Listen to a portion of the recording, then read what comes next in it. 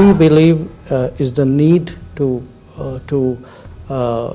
return to the path of diplomacy and dialogue, because we honestly don't think this conflict is helping anybody at all.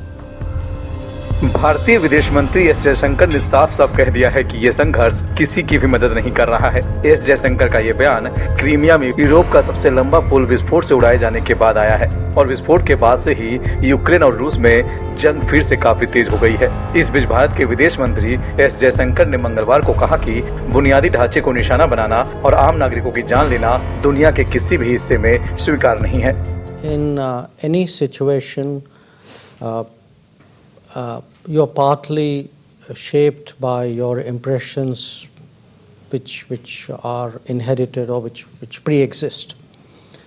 And the only time I've seen him up close was actually at Glasgow on the sidelines of the COP26 when he and Prime Minister Modi had a very interesting discussion about a range of issues, including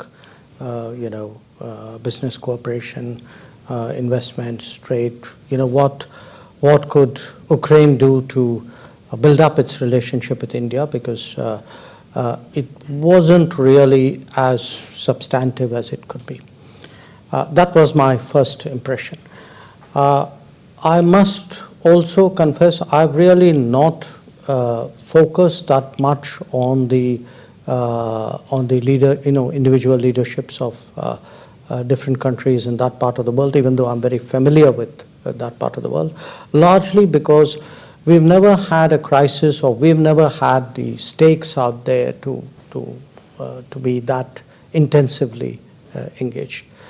Having said that, I think a lot of what are the perceptions of the world have been shaped by obviously the events which have happened. For us, from an Indian perspective, our particular challenge was that we had 20,000 students in Ukraine. They were caught in the middle of the conflict. Most of them studied in eastern Ukraine, and extricating them required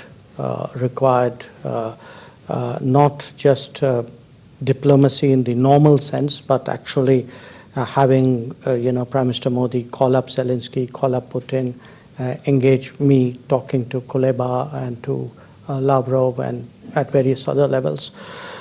So I think there's a kind of a cumulative picture out here, and certainly our expectation would be that he is somebody we will continue to be engaged with. In fact, Prime Minister Modi spoke to him last week. In what we believe is the need to return to the path of diplomacy and dialogue, because we honestly don't think this conflict is helping anybody at all.